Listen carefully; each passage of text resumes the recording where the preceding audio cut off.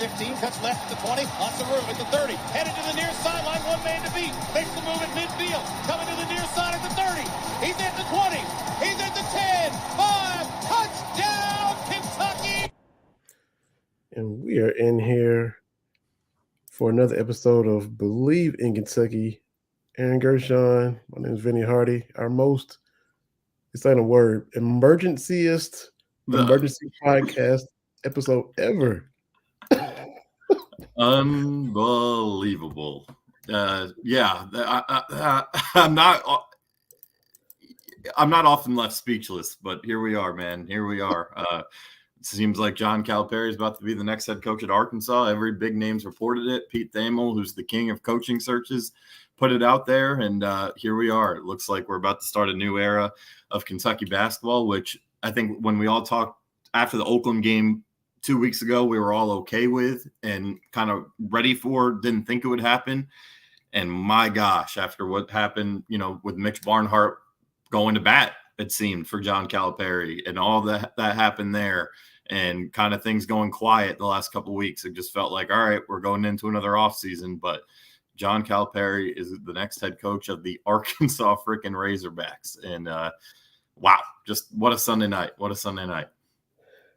And how fast it went. I saw you tweet out, don't have a read on this Cal to Arkansas stuff, gathering some information, and in that amount of time until now, here we are. I mean, how much information did you gather before? I mean, I don't know what time. I don't know the timestamps on everything, but I put out a little later that there was some smoke. I'd heard that it was definitely like, I think I was on Fox 56 with their sports team, which I really appreciate them having me this last hour here. But they asked me about the comparisons to this and the Mark Stoops A&M stuff. And I think the big difference here was the A&M and Stoops stuff was very much local media down in College Station. And that's not to say any of those people aren't credible. They are, and they deserve their respect. But we didn't get any of the big names, big fish in this thing. And, it started obviously with the Arkansas beat. That's why local media is the most important, biggest thing. And, this one quickly, the national media jumped on where they didn't with the Stoop stuff. So I was able to hear a couple of different things about how Arkansas felt like it was going to get done. They were highly motivated to getting done. Tyson Foods, their CEO, I think his first name's John, is their biggest donor. And he wanted this to happen and was willing to give pretty much anything and everything to make it happen. And, Arkansas doesn't owe Kentucky a dime. So all they have to do is pay John Calipari a salary. And they obviously are going to be getting buyout money, I would assume, from USC for Eric Musselman. So right. Arkansas is in this place of great wealth. And you have, like I said, Tyson, Walmart is there. There's a lot of money in Northwest Arkansas for folks who haven't been up there. It's a great campus. It's an amazing environment. I've covered 3 games at Bud Walton Arena. I've said it on this show. It's my favorite road venue in the SEC. I think when that place is jumping, it's as tough a place as anywhere to play. John Calipari's definitely had some battles there, so he's seen it firsthand. And this thing, there was smoke and there's clearly fire because, like I said, the king of coaching news, Pete Thamel, reported it. It's going to be done. And it looks like, again, we're going to be starting a new era of college basketball at Kentucky. Didn't expect it, like you kind of hit on, didn't expect it to be this way. Yeah. You had the Oakland loss, which, it proves that St. Peter's wasn't a fluke here, honestly. No. And thought maybe would have happened more so right after that. And then you mentioned the meeting with Mitch Barnhart, and I just wasn't confident he'd get it back. There was a lot of people that want him gone. There's a lot of people who have been wanting him gone, or the vocal hollering for that. However big a percentage of the fan base it is or not, I'm not sure. But then you had the meeting, and Mitch and Calipari talking about leave it better than you found it, and both of them, as much solidarity and unity as you're going to see from the two of them ever. And so, but as crazy as this is still, and sure, the grass isn't green on the other side, people say that, but it's still, I think, is probably the best eventually for both parties. Yep, I wasn't confident Cal could get it back. When he started saying the same things after Oakland as he had been saying these past few years, when the staff still hadn't changed, that maybe even less confident that are we really going to see anything different? So as wild as this is, he gets a fresh start. The fan base gets a fresh start, even though it's an unknown. It's pressure's on Mitch Barnhart now to go make a good hire.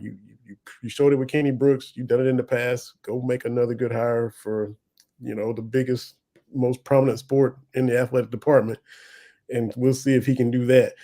The fans, a big portion of them, kind of tuning him out and not really thrilled that he was back. It sounded like he didn't want to be here anymore. So everybody just okay. It's a weird parting of ways where it happened, but it still ended up being a parting of ways, which eventually, when all this insanity calms down, will probably be the best for everybody to me. Yeah, and I think there were some important reports on what you were saying right there. I think you're completely on point. I think at the end of the day, this is going to be a win for all sides involved. It is going to be really interesting, the element that they're both in the same conference, and obviously we'll get to see Coach Cal. I would assume the SEC is going to waste no time making sure they play twice this coming year, even though the two new teams in the league, and the first one will probably be here in Lexington. But two interesting things off that. I had heard, and Jeff Goodman reported it tonight as well, so I'm not too surprised that Cal has been kind of miserable, right? Knowing that a lot of the fan base wants him out. It's toxic. You just open Twitter every night. It's toxic for everybody.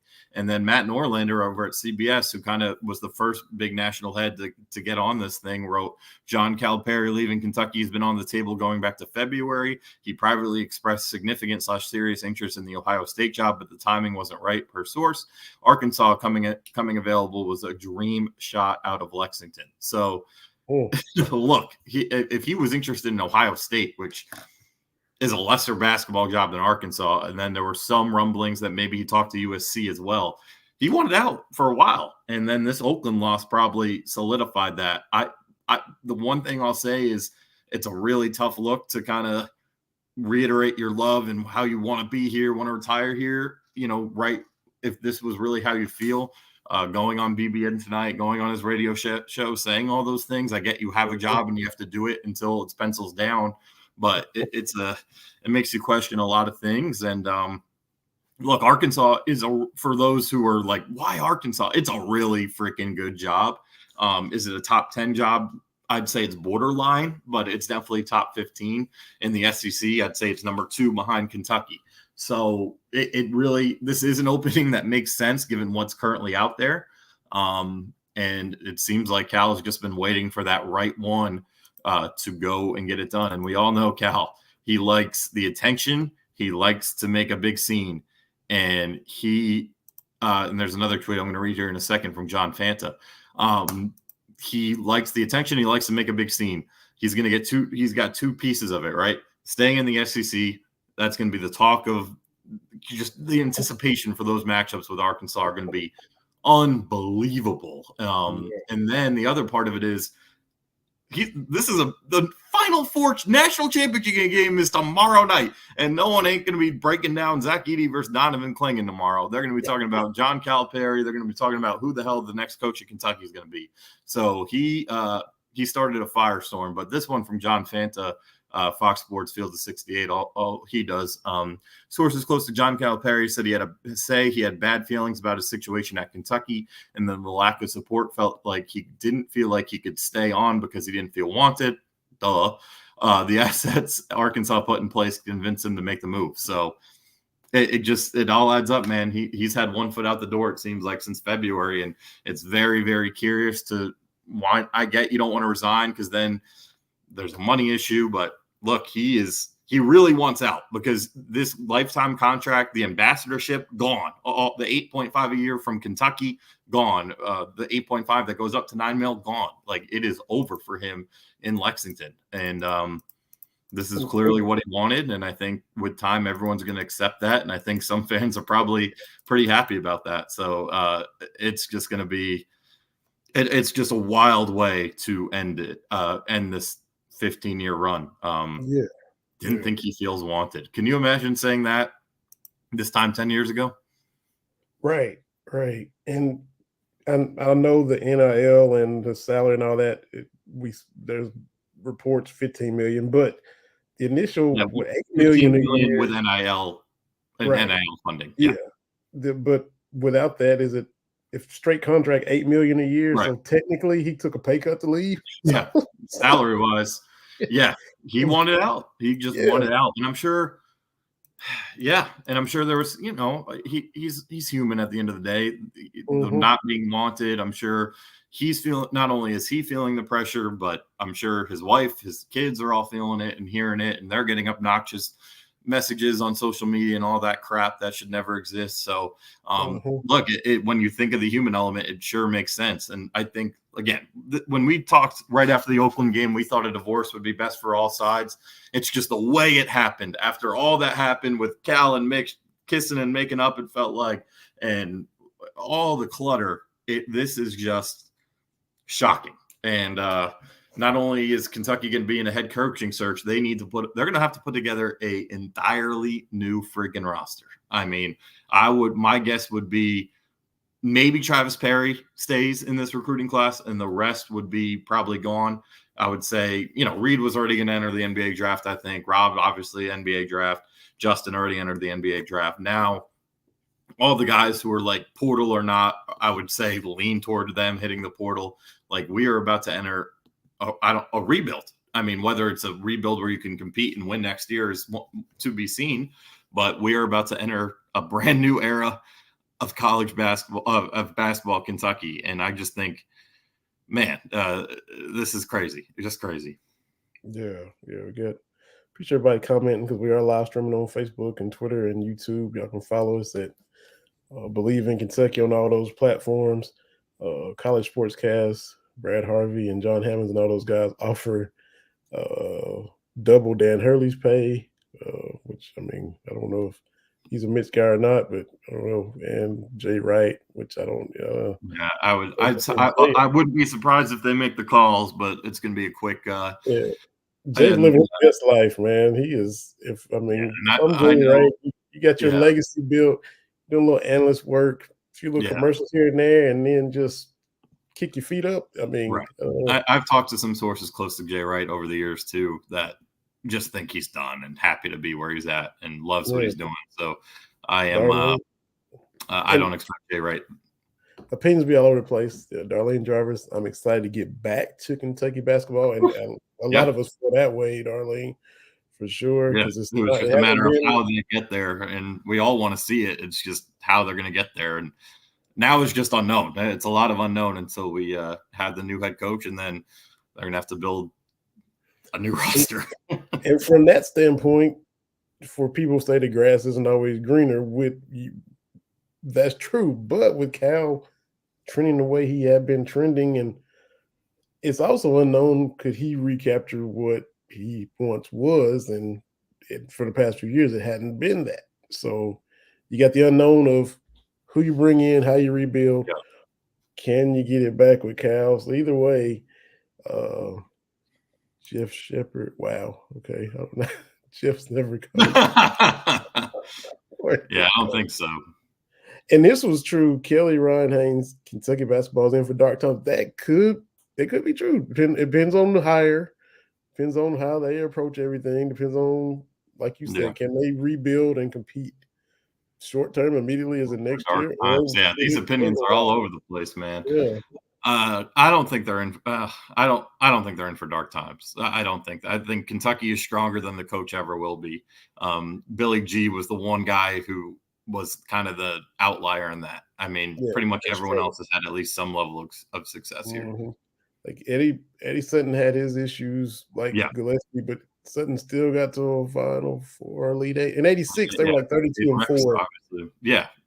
So I think they went to Elite Eight. Lost to LSU, beat LSU 3 times, lost to him that 4th time by 2 points in Elite Eight. He still got to an Elite Eight.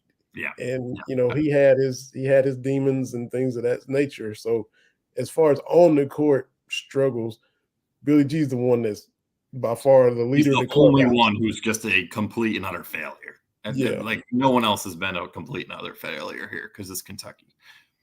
Bruce, and Pearl and Cal are the same age. I don't know. I don't think that one's going to happen. I think I'll have a hot board out once it's like officially official. I would think for me, the top two realistic options are going to be Nate Oates at Alabama and then Scott Drew at Baylor. I think Nate Oates at Alabama has an $18 million buyout, but now that Kentucky is saving all this money, they'll have it if they want to do it. And we all know how good of a coach Nate Oates is, man. I think he's just awesome. He's an awesome head coach, and they gave UConn a hell of a fight last night. Final Four in Alabama, 3 Sweet 16s, and 2 league and SEC tournament titles. And then Scott Drew's a guy that Mitch Barnhart, from everything I've heard and multiple people have put out there, has had a strong affinity for. I mean, Baylor was like as close to the death penalty as you could be when he took over there, and they've become a steady competitor and a really good Big 12, won a national championship. So those are the two that stand out to me right now. I'm sure we'll get some wild names throughout the search. I think Bruce Pearl is a hot board name, but I would consider that unlikely. And it's just Scott Drew. I mean, he probably wouldn't have the sizzle that everybody would want. He's solid. Nate Oates, he's got the swagger. He has and might rub everybody the wrong way. The fact he also had to rebuild his staff in addition to his team this year, and still got to a Final Four. The complaints about Cal, maybe he's kind of gotten comfortable, maybe cutting corners. You wouldn't have those with Oates. You got a guy that's going to come in and grind, and got that energy and passion that maybe Cal had kind of started to slip in. Now he'll go to Arkansas and be fired up and be maybe some of what we wish he would have been these past couple of years, because it's a new start and he's he's in. But I just don't think he would be able to recapture it here. He might have proved me wrong. We'll never know now. So let's see. Rick Pitino come back. Yeah, I don't know about that. That'd be really cool. We need a coach. That's what I'm trying to say. We need a coach with fire. Scott Drew and Oates would bring that fire, because Cal, to me, the fire wasn't as hot. It wasn't there. He was, all these reports kind of suggest he had one foot out the door. And you clearly you don't have fire. If you're losing to Oakland, and the most concerning thing with that loss to Oakland was that Oakland talked so much crap before the game, and Kentucky did nothing about it. And Cal didn't seem to care about it when he brought it up. Like, it was just like, you let Oakland talk all that smack, and you let them back it up on the court.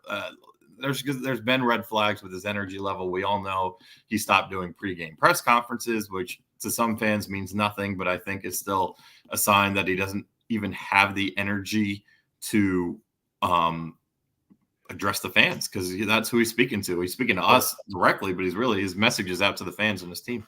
And complaining about the 9:00 games, and the Vanderbilt game, he was on the phone at the cars. We be home quicker, that kind of stuff. I mean, I saw he didn't do 9 post-game shows with Tom this year. Like, that's a sizable number. Yeah.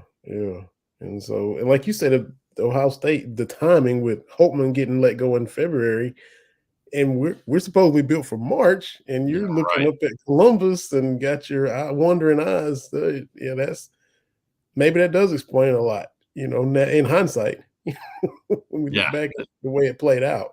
Yeah, it just didn't seem like. Yeah, I agree with those three: Drew, Oates, Lloyd. I think Brad Underwood's another name that may pop up here. At Illinois, he is 60, so I don't know exactly how realistic that is, but I do think those three are definitely near the top of the realistic list. Again, I think Jay Wright will get a call. I think Danny Hurley will get a call. I just don't see anything coming of such calls.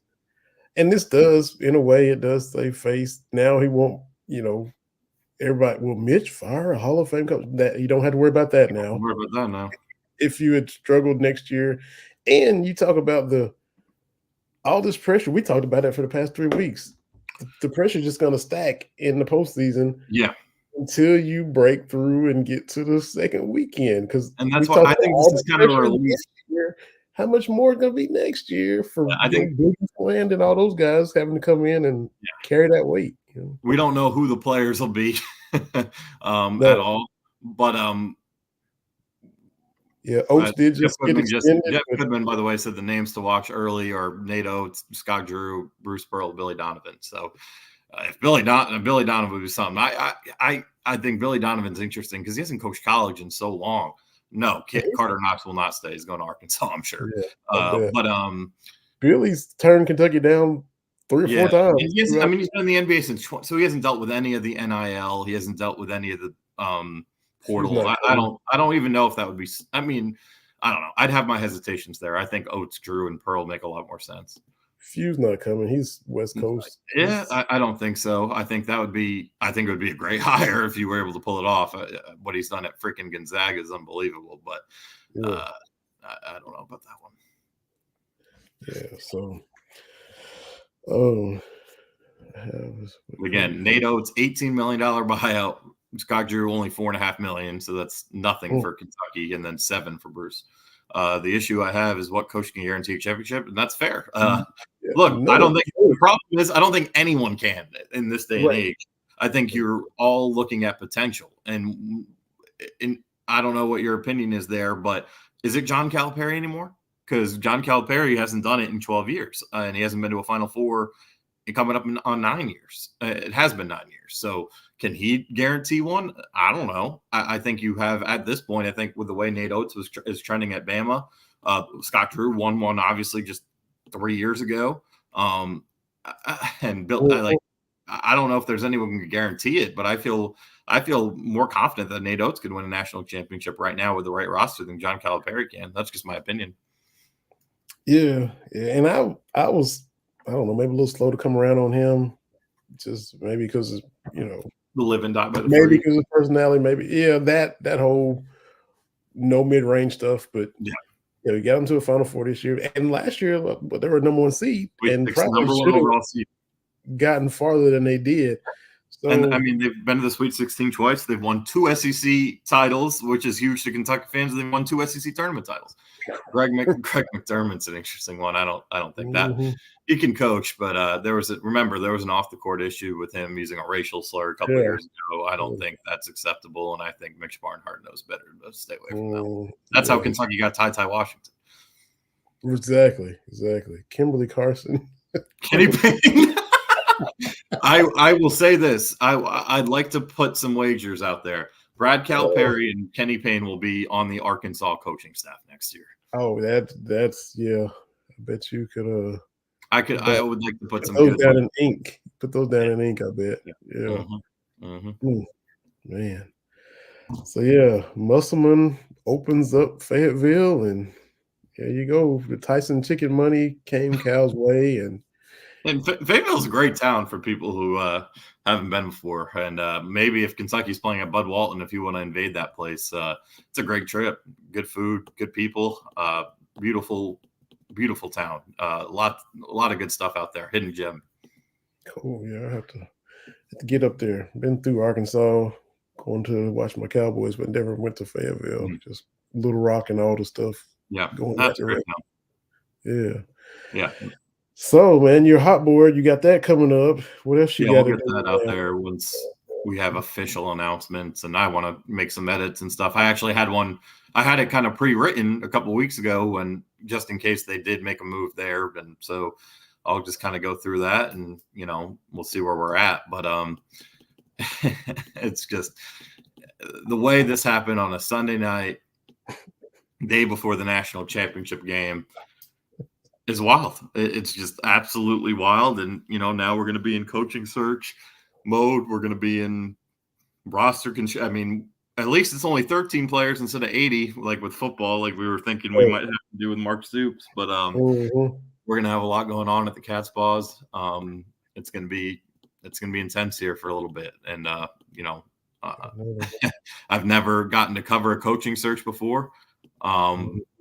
So it's time. It's time. Appreciate that, College Sports Cast. So you're right, man. I think Cal Tucker had the savage tweet, John Calipari upstaging the Final He's Four. right. I didn't see him tweet that, but I think I sent it to our little message group that Tucker, upstaging the Final Four that he's missed for 8 straight years. But yeah, it was something savage to that effect. Yeah, but yeah, is y'all keep follow Aaron for sure at the Cats Pause, A Gershon 99, and we'll be back at the latest on Wednesday night when we do our regularly scheduled podcast. We do each Wednesday. We live stream just like this. Yep. This was an emergency podcast because this went down and we couldn't just wait till Wednesday to talk about what was happening in real time, rapid fire action, faster than you can keep up with it this evening. So this is why we're here. Started before midnight. It's after midnight now. So happy Monday morning, everybody. Yeah, it is Monday morning, and what a way to start your work week. Yeah, I'll be up a little bit longer. Hope it's just this is wow. John Calipari's talking in the background there. If you hear it, sorry, but it's just wow. I'm a type of guy where I usually have words or comments on things, but this is one where the insight we just shared and just all the questions, which I appreciate the viewers chiming in with. It's just like this is shocking. This is very much shocking. I mean, I heard some of the Twitter rumblings about Cal and Arkansas earlier this week. I blew them off. I didn't do any work behind the scenes, Stephen. I just batted it. I didn't even look at it. So we're here. And one on a lighter note, can you picture John Calipari calling the Hawks? Oh man. Like I can't see that. I can't believe that press conference when they make him do that. And he's gonna have to dive in and embrace that, and just like Stoops would have had to do that A&M stuff. Oh, that's why I guess the A&M stuff's worse. The A&M stuff's worse. Whatever that is. So yeah, if you had to tell me which one I'd rather do, it'd definitely be call the Hawks. But jeez, man, it's just this is crazy. I mean, I've been to Bud Walton Arena in the last 3 years. I never would have imagined that John Calipari would be on the sidelines there as their head coach. So, and like we've said, Joe B said it.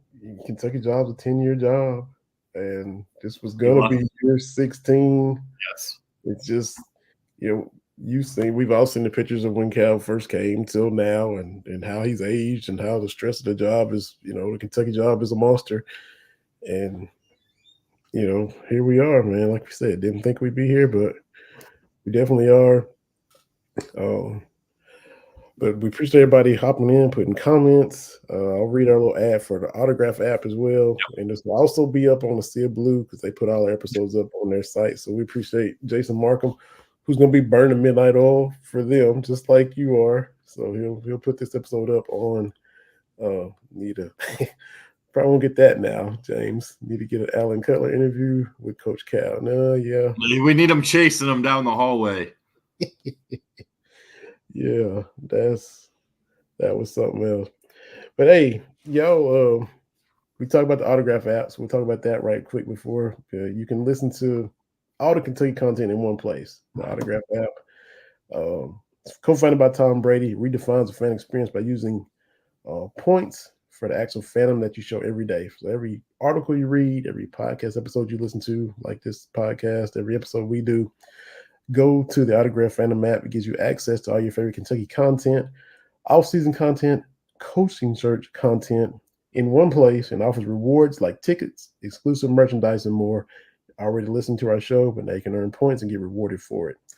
Head over to the Apple App Store and search for Autograph Fandom Rewarded and download it for free today using our referral code BELIEVE Kentucky, BLEAV Kentucky. The link in the code will also be in the podcast description. So appreciate everybody that hopped on here with us because y'all was up and checking your phone and saying, is this Cal stuff real? And y'all jumped in here and were able to process what's happening with us. We appreciate that. Aaron, like you said many times, you never don't have a take, but you just was having trouble even finding words. That's where everybody is right now because it's just processing this whole thing. Just the way the era. Okay, our era ended. Wow, man. Wow. Yeah. Again, dumbfounded. Yeah. Again, not much else to add. Appreciate everyone who chimed in. You taking time out late this evening, and again, we'll be back Wednesday night, if not sooner, if something breaks. But probably, I would assume this will take a couple of days. But yeah, John Calipari calling the Hogs. Kentucky will be calling other coaches. This is here we go. Be down there with Bobby Petrino, right? Oh my God, Bobby Petrino, Sam Pittman. No, Pitt is. They didn't fire Pittman. He's still there. Wow, I thought they. And then it's a battle of the two 11-1 SEC baseball programs, are Arkansas and Kentucky. That's right. Maybe Cal can make Arkansas comes to Lexington. I think the last week of April for a 3-game series. Maybe Cal can come sit in a suite there, wearing some red. See how that goes. Right. That's right. Sounds like a plan. Well, we'll plan on being back Wednesday, so we appreciate y'all checking us out. Like I said, follow us, subscribe, retweet us, talk about us, all that kind of stuff. Appreciate y'all taking the time to listen. And for Aaron Gershaw, my name is Vinny Hardy. We'll be back with y'all very soon for another episode of Believe Kentucky, part of the Believe Podcast Network. Everybody stay safe.